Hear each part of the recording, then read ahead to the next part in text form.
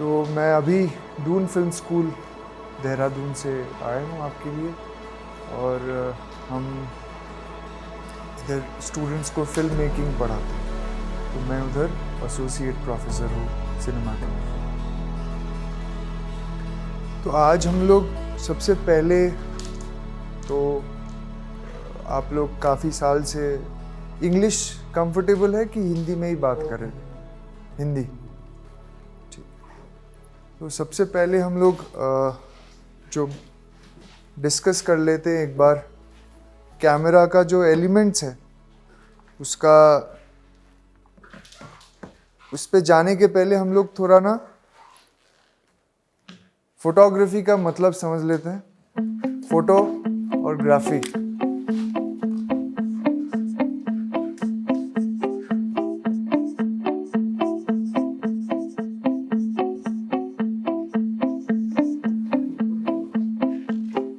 Photography ये एक Greek terminology से फोटोग्राफी आया है word.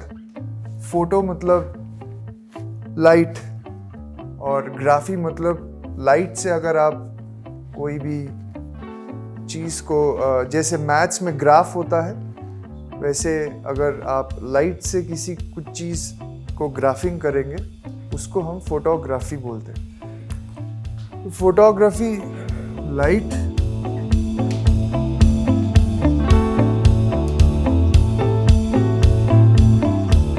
Sketching with light is photography. अभी फोटोग्राफी समझने के पहले सबसे इम्पोर्टेंट जो है, हमको लाइट क्या है वो पहले समझना, साइंटिफिकली समझना ज़रूरी है।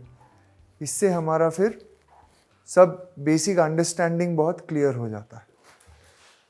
आप सबको पता है रेडियो के बारे में, रेडियो सिग्नल। फिर आपने कभी घर में वो माइक्रोवेव ओवन भी देखे हैं, गरम करते खाना। तो ऐसे ये सब ना एक एनर्जी है, सब लाइट भी एक एनर्जी है। इसको हम इलेक्ट्रोमैग्नेटिक रेडिएशन कहते हैं।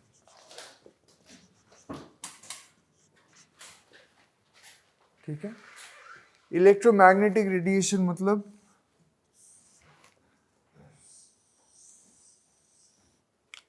एक इलेक्ट्रिसिटी चलता है एक्स एक्सिस पे और मैग्नेटिक एनर्जी चलता है जेड एक्सिस पे। ठीक है, ये बनता है इलेक्ट्रोमैग्नेटिक रेडिएशंस। सब दुनिया में जो भी चीज़ हमको फील होता है वो सब इलेक्ट्रोमैग्नेटिक रेडिएशन से ही काम होता है। ये भी इलेक्ट्रोमैग्नेटिक रेडिएशन है। तो ऐसे 7 तरीके के इलेक्ट्रोमैग्नेटिक रेडिएशन होते हैं। सबसे पहले रेडियो, जो सबसे पहले कम्युनिकेशन चालू हुआ था रेडियो चैनल्स के थ्रू से। रेडियो का 2-3 भाग है, AM वेव्स है, FM वेव्स है। फिर माइक्रोवेव जो हम लोग खाना गर्म करते हैं, या जो फ़ोन में कम्युनिकेशन होता है, फ़ोन का जो टावर होता है, फ़ोन से जो कम्युनिकेशन होता है वो सब माइक्रोवेव से काम करते हैं। माइक्रोवेव पे इंफॉर्मेशन आगे पीछे टावर से टावर जाता है। फिर है इंफ्रारेड रेस। इंफ्रारेड मतलब हम लोग जब बाहर धूप में निकलते हैं तो हमें जो गर्मी लगता है वो इंफ्रारेड रेज है, इंफ्रारेड वेव्स। फिर आता है लाइट, जो विजुअल स्पेक्ट्रम में, जो हमको दिखता है। ये सब है, ये हमको दिखता नहीं है, बस लाइट दिखता है। ठीक है, तो हमारा फोटोग्राफी इस लाइट पे काम करता है। फिर है यूवी रेस। हम लोग कैमरा के सामने यूवी फिल्टर लगाते हैं, या हम लोग जब सनस्क्रीन लगाते हैं, लोशन जैसा, वो यूवी रेस से बचने के लिए होता है। फिर आता है एक्स रेज, जो हमें जब बोन फ्रैक्चर हो जाता है या कुछ होता है तो हम लोग जो एक एक्सरे प्लेट निकलता है वो ये एक्सरेज माइक्रो इलेक्ट्रोमैग्नेटिक रेडिएशन से निकलता है। तो हमारा बोन के थ्रू एक्सरेज जा नहीं पाता है, इसीलिए वो हमारा बोन का स्ट्रक्चर दिखता है और बाकी सब काला लगता है। बोन इनपेनिट्रेबल है एक्सरेज के लिए। और फिर आता है गामा रेज। गामा रेज है जो एटॉम बॉम्ब जो हिरोशिमा नागासाकी में जब फटा था तो ये गामा रेज इतना निकला था कि लोगों को कैंसर हो गया था और लोग विकलांग हो गए, मर गए। वो गामा रेज है, सबसे ज़्यादा पावरफुल रेडिएशन है गामा रेज। और सबसे कम पावरफुल है रेडियो वेव्स।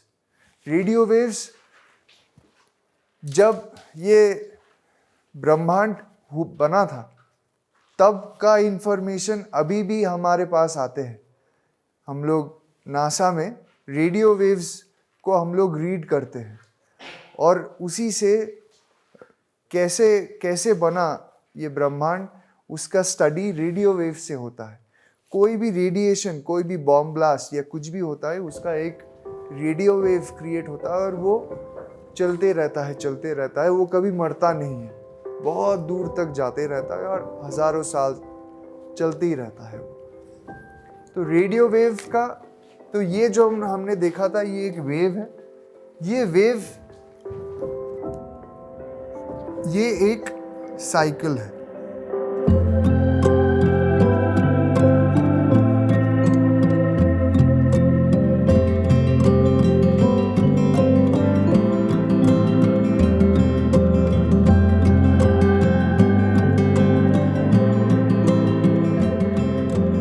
सब इधर आ जाइए स्टेज में।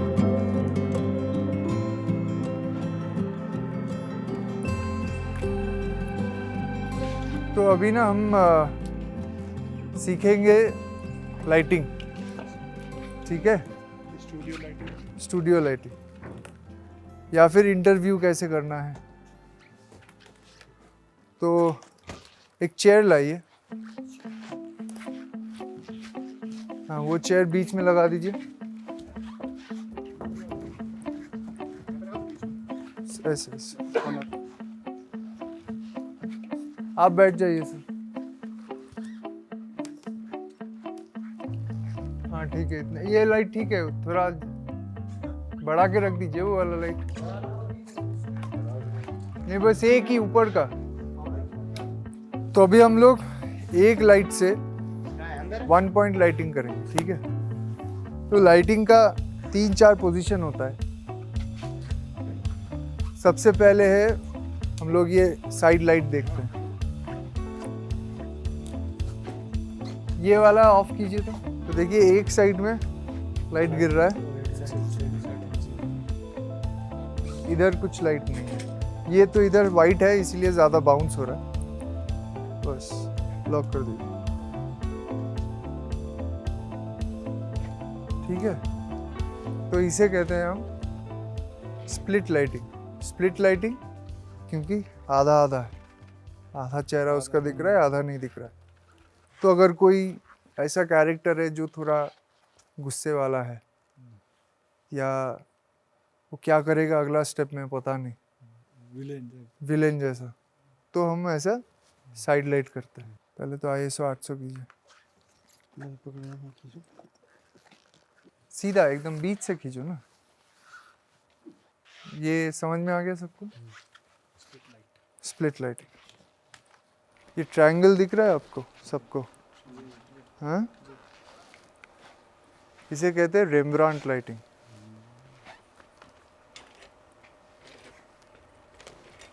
अभी देखिए लाइट, देखिए इसका जो शैडो गिर रहा है थोड़ा सॉफ्ट हो गया। अभी इसको हटा के देखिए, देखिए कितना हार्ड है, ठीक? तो इसे हम डिफ्यूजन कहते हैं, ठीक है? इसको और आगे लाइए, देखिए और सॉफ्ट हो गया, शैडो दिख ही नहीं रहा है। समझ में आ रहा है? तो आप लाइट से जितना दूर आपका डिफ्यूजन रखोगे उतना सॉफ्ट। देखिए लाइट कितना अच्छा लग रहा है ना अभी देखने में। पहले जब सिर्फ लाइट लगाते कैसे लग रहे थे, अभी एकदम सॉफ्ट कितना सुंदर लग रहा है। जब भी कोई इंटरव्यू लोगे या कोई फ़ोटो खींचोगे तो ऐसे एक बैकग्राउंड से सेपरेशन देना चाहिए, ठीक है। और ऐसा एक सॉफ्ट लाइट फ्रंट 45 से अगर आप देते हो और फिर अगर आप एक कोई भी इंटरव्यू फ्रेम बनाते हो तो वो देखने में बहुत अच्छा लगता है। तो जैसे क्या हो गया अभी, और एक स्टाइल और एक पैटर्न है जो लाइट अभी तो एक ही साइड से आ रहा है ना लाइट, अभी मैं इसको एकदम पीछे कर दिया, ठीक है ना। अभी देखिए इनका पूरा सेपरेट हो गया, इधर भी लाइट गिर रहा है, इधर भी लाइट गिर रहा है, पूरा सेपरेट हो गया। पहले तो सिर्फ एक ही साइड सेपरेट हो रहा था, करेक्ट। तो ये भी और एक स्टाइल हम लोग शूटिंग के बना सकते हैं जहाँ पे पूरा सेपरेट करना है। तो हमने शॉट मैग्निफिकेशन सीख लिया, हमने फ्रेम रेट समझ लिया। 25p के लिए 50 मिनिमम शटर स्पीड, 50p के लिए मिनिमम 100 शटर स्पीड और 100 के लिए मिनिमम 200। तो फिर अगर आप 50 से 100 कर रहे हो तो आपको ISO या फिर अपर्चर फिर से और एक स्टॉप खोलना है। तो आप 25 से अगर आप 100 में जा रहे हो तो आपको 2 स्टॉप ओवर एक्सपोज करना पड़ेगा फाइनली शूट ठीक ठाक आने के लिए।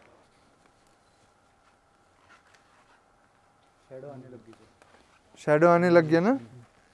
तो ये है 4:1, ठीक है। 4:1। अभी इससे भी कम करते हैं, चलो 6 करते हैं। पूरा बंद है।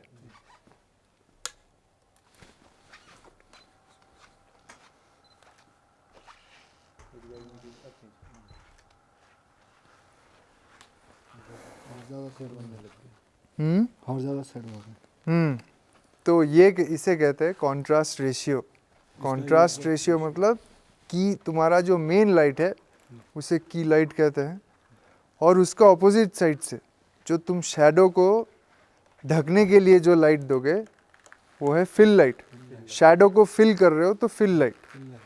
तो ये कॉन्ट्रास्ट रेशियो होता है की इज टू फिल। तो ये 100 है, ये अभी 6 है। 100 से 50 एक स्टॉप कम हुआ, 50 से 25 2 स्टॉप हुआ, 50:100 जब था तब 2:1 हुआ। 25 से 25 जब हुआ तब 3:1 हुआ। फिर 12 से जब हुआ 4:1 हुआ। अभी हम लोग 6 पे है, 5:1। तो जितना तुम कॉन्ट्रास्ट रेशियो बढ़ाओगे उतना तुम्हारा ड्रामेटिक बनेगा, उतना ज़्यादा कॉन्ट्रास्ट बनेगा। तो ये कॉन्ट्रास्ट रेशियो से आप मूड बना सकते हो अपना शॉट का। इसका यूज़ सब जगह में, पूरा एक फिल्म बनाने में कॉन्ट्रास्ट रेशियो रहता है।